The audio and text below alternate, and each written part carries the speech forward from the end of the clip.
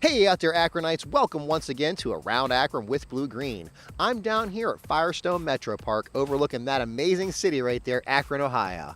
I sit down with the keepers of the art and talk about the classic hip hop show they're going to bring to Lock 3. I'm going to sit down with Wandering Aesthetics and talk about community building through theater. I'm going to take a trip over to North Hill to the Shanti Community Farms. They're bringing people together through the magic of gardening. Now, to kick this show off today, we're going to go talk to Masu Productions. They're bringing some amazing theater productions to the city of Akron. Let's go see what this group's all about. When I was 5 years old, I saw a production of Peter Pan at the Goodyear Theater. I do remember the lights going off, in the theater, and being a little bit afraid in that, childish way of like the dark, And then the lights coming up and rising on this new, exciting world where people could fly, It was a transformative experience, but that was definitely the moment that I knew that, magic could happen.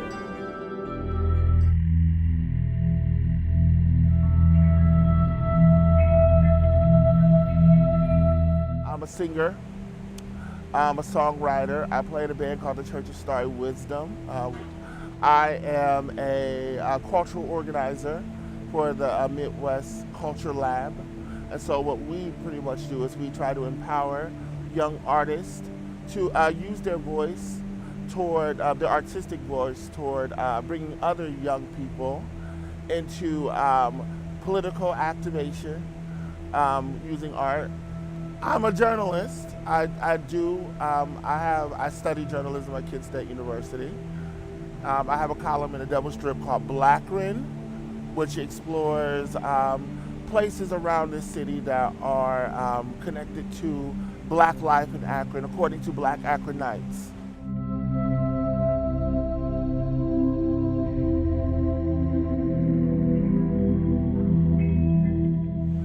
Masu Productions is based out of my love of theater and my sister India. We created this together, and we both have been studying theater for a very long time, and I think that we found a lot of beautiful stories that enrich the human experience, but they were mostly about white characters.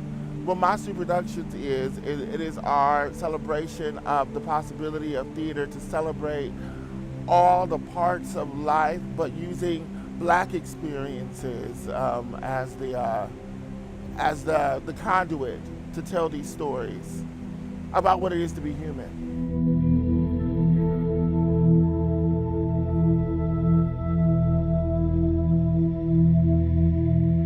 Well, I would say that growing up, it wasn't that I didn't see representations of Black people.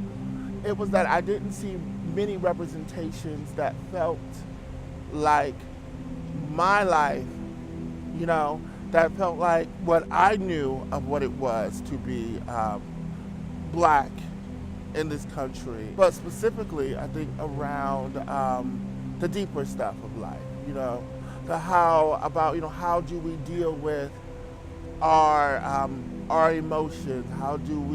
What about love relationships? How do we negotiate those things? And what is particular about the Black experience and how the Black people specifically negotiate, our lived experiences. And so growing up without a sense of that, I think it always, it confuses you to some extent, and not just in terms of your art, but just in terms of your identity. And you're looking all the time for people who seem like full-blooded humans, because you are, because everybody seems to be, yet what's reflected back at you is always something other than, the way that you see yourself, which has the effect of making you feel like maybe there's something wrong with you, Maybe there's a way that you're showing up or presenting in the world that is not authentically Black, because you're so much more complex, of course, than what you're seeing reflected and represented of you. So, that's one of the main goals of Masu, is to give complex, multidimensional human representations of Black lives. Neither the hero nor the criminal necessarily, but a human being, complex.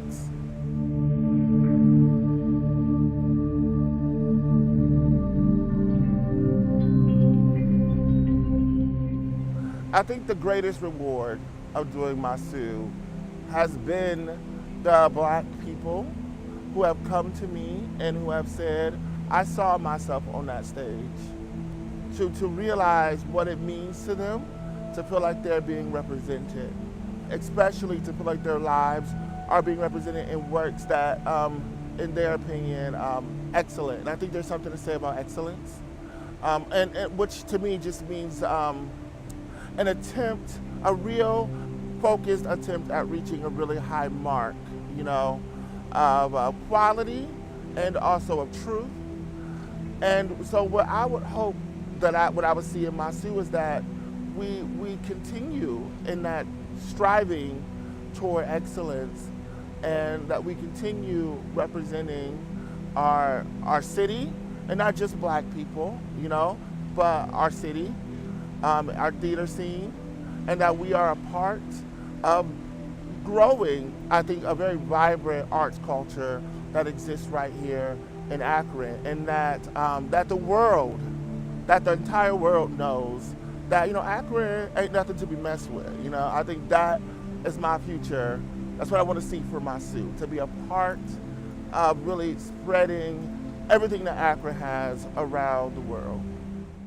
Next up, we're going to go over to Lock 3 and talk to Keepers of the Art. They've managed to bring a classic true school hip-hop show to Lock 3 several times, and they're going to do it again this year. Let's go see what Keepers of the Art is all about.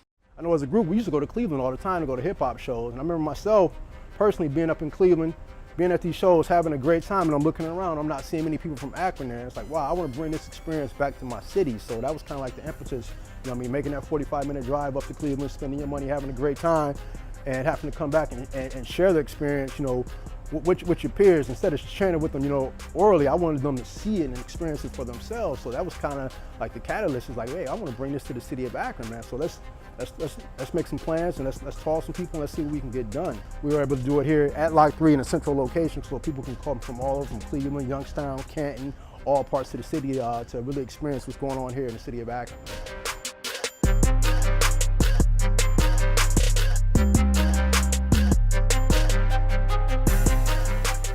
Keepers, the concept comes from just preserving the music.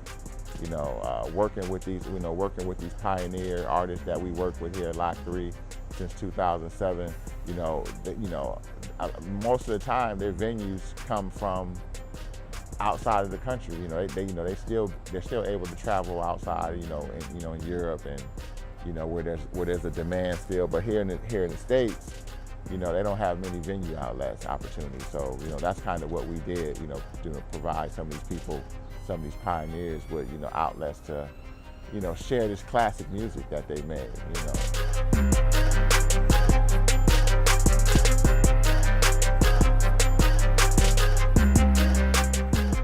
One of our primary focuses has always been to somehow incorporate hip hop into the classroom, and there are a number of ways to do that.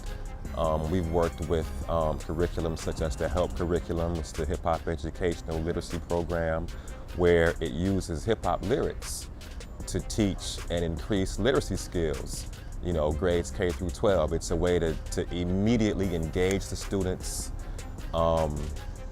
It's a way to connect with them, and it's a way to, bring them alive and make the classroom learning experience fun. At the same time, when you can combine hip-hop lyrics that have a socially conscious message, then you can bring things aside from literacy into the classroom. We can have a social studies discussion. We can have a history discussion. In some cases, we can have a science discussion. We can use hip-hop to fill so many voids inside of the classroom. It's an underused tool that I wish more teachers would embrace.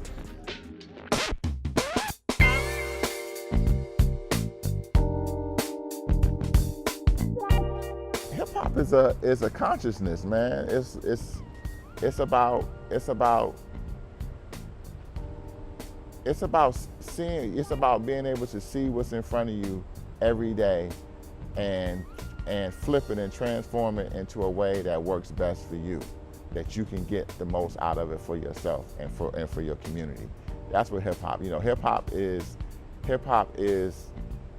just an expression where kids feel free to move a certain way, to speak a certain way, to express themselves visually a certain way, to share music through on turntables. KRS-One tells us that, hip is the know, hop is the move. You see what I'm saying? So it's knowledgeable, intelligent movement. You know what I'm saying? So, a lot of people say hip hop is a lot of things. You know what I'm saying? But really boils down to b-boying, DJing, graffiti, and rap. You know what I'm saying? At the end of the day, that's hip hop.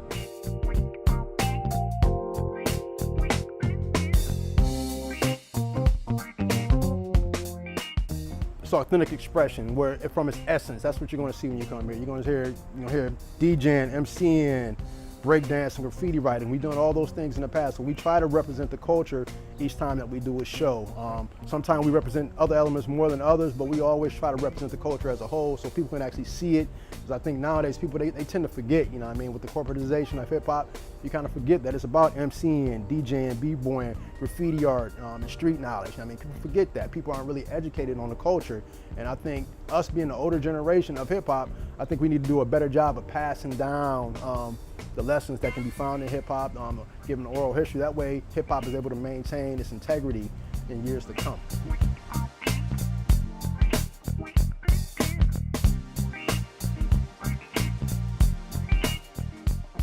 So imagine, you're reaching out to different artists who may have never been to Akron before. They've never even heard of Akron, aside from the fact that, oh, that's the home of LeBron James. But Akron historically has not been known as a hotbed, as a place for hip hop artists to come and get the type of reception they would get in a major city. So for us to be able to introduce Akron as a place where, you can come as a hip hop artist, you can come to Akron and you can expect a crowd that's going to embrace you, that's going to know your music, and you don't have to, worry about showing up and there's only 25 people that are going to be there, the type of crowd that doesn't bring energy. No, we are bringing Akron to the spotlight. And of all the artists that have come here, that have graced our stage, I've never heard a negative comment about the crowd that comes, and that's a testament to our city. And I enjoy doing it. I enjoy putting our city on the map and letting artists know that Akron is a place that you can come and feel comfortable, have a great time, and feel the energy from the crowd. Next up, we're going to head to downtown Akron to the center and talk to Wondering Aesthetics, a theater group who uses storytelling to bring our community together. Let's go see what these guys are all about. Storytelling has always served an important role in the human experience from as long as we started to actually come together and create society. And that is no less true now. Storytelling, it highlights not only what is happening around us and some of those things that we can't explain, but it also highlights the things that are happening inside of us that we have a difficult time talking about. It can highlight, or it can really help us understand what life after death is like, for instance.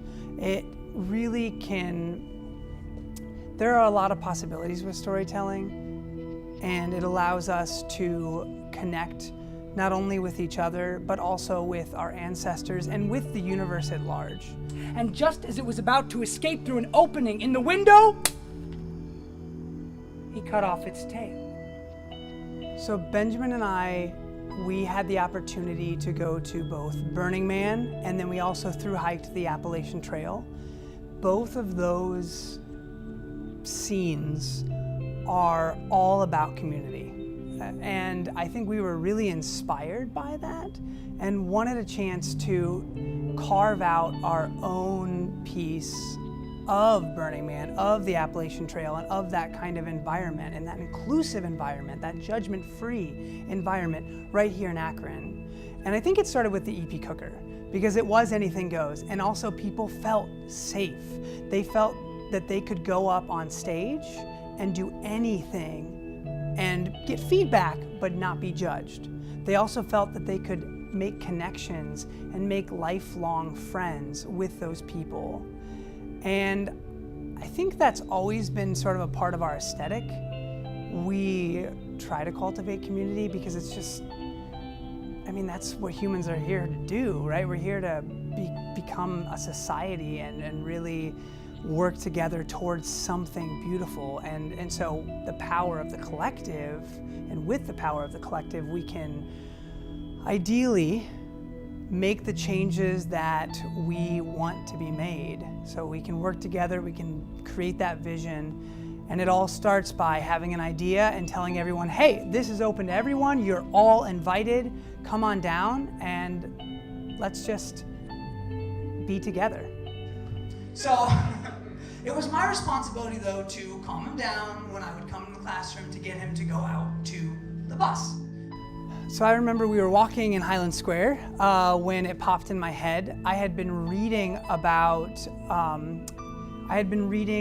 Zen, and I'd been reading about Buddhism, and the concept of the wandering ascetic was something that fascinated me. These people that would travel from place to place and meditate on an idea, such as what it means to be the rain, and meditate on that and try and become the rain internally. And the fact that they relied on the kindness of strangers, but they never settled in one place. They went from place to place to place.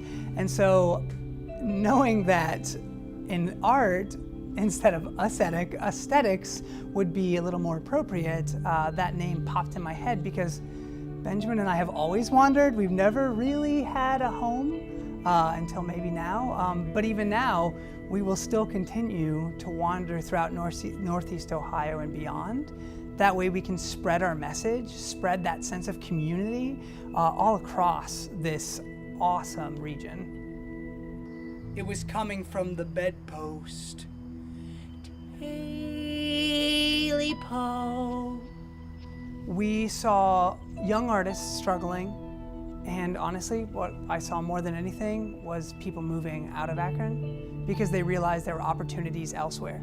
So they would move to Chicago, to Cleveland, to LA, to New York, but they weren't going to stay here because they didn't see any potential for them to make a living or even invest in this community because they saw no way to get in. As it's grown, I see more and more artists choosing to stay, realizing what they can do here. And even those artists who do feel they need to leave are still investing in this community because they see what's happening.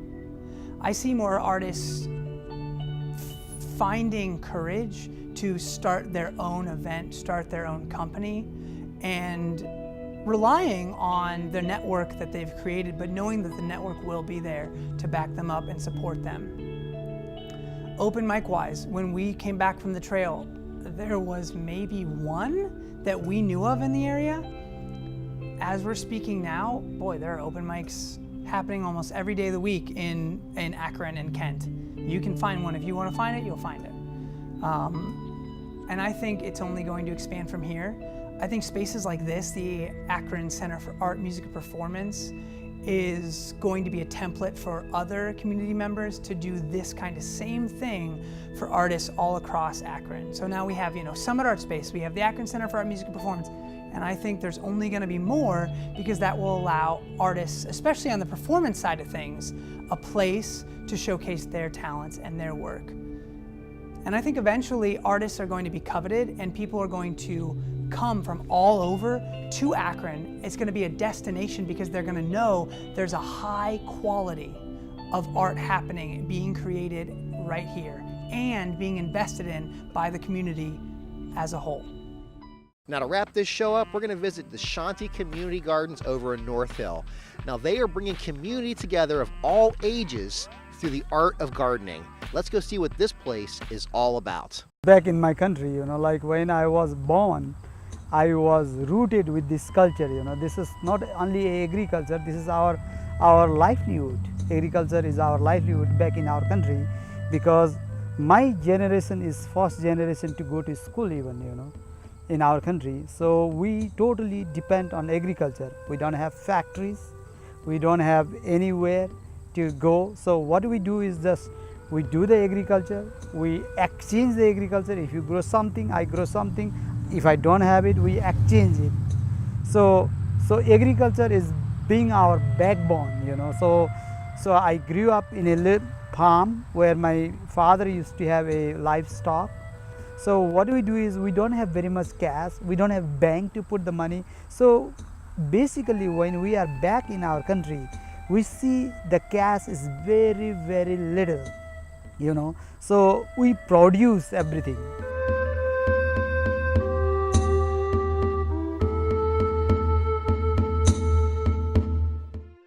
When I became a refugee in 1993, I barely finished my high school back in Bhutan. Then after I came and relocated in refugee camp in eastern part of Nepal. I spent 4 or 5 years in a refugee camp. Then after I got a scholarship to come to United States. Then after the United States decided to accept the refugee from the camp, so they accepted 65,000 refugees here in this country. So mostly the refugee resettlement happened in the state of Ohio. So we have almost like 50,000 right here in Ohio. And I was thinking, what are the interests they have, where they can be happy, what they can do, So everybody is interested of doing agriculture, do community garden, make themselves, how to do this community garden. So then let's do something for them, let's start a small one. We can train here, bring this population right here, train them, and they can do this one in a large scale later on. So that is the idea was lingering in my mind, And then we have a Bhutanese community, some kind of a program in Cayuga Falls High School.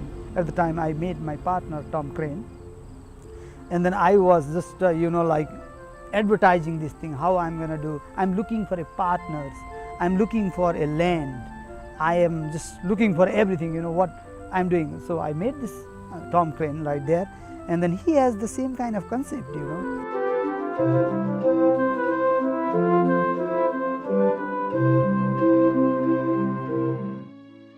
What we understand about this lot is there were 2 homes. One was torn down and then one vacant home remained, and it was always a very problem site. And then once they tore down the home, it was turned over to actually the International Institute to do some gardening for a couple of years. Then it became part of the land bank.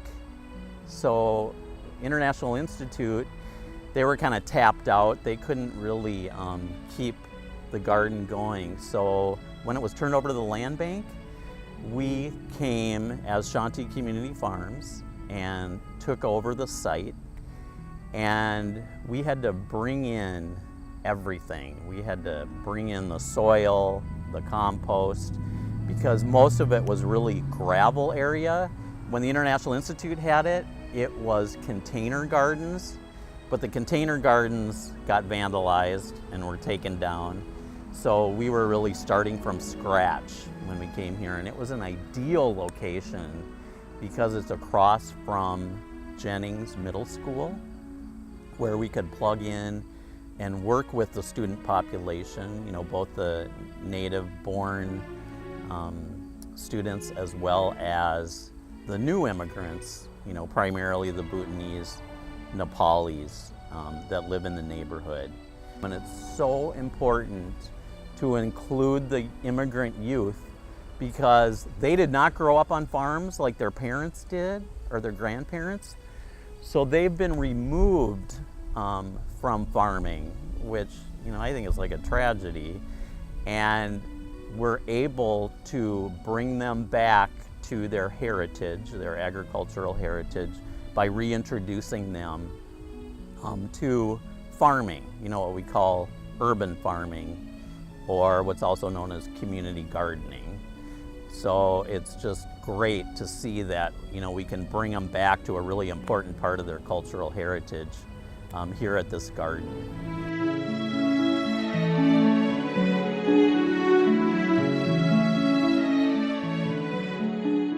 Shanti is a peace.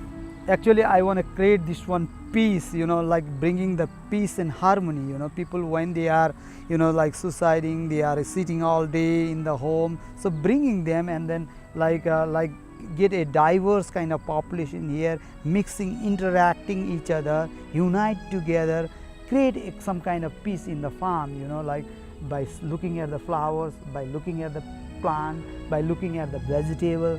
I get very happy when I just open the gate, you know. So that kind of thing. So what should I put? Like Shanti? Shanti is a great word. It's a peace, you know. So that is why we named it as a Shanti Community Farm, to give peace for everybody.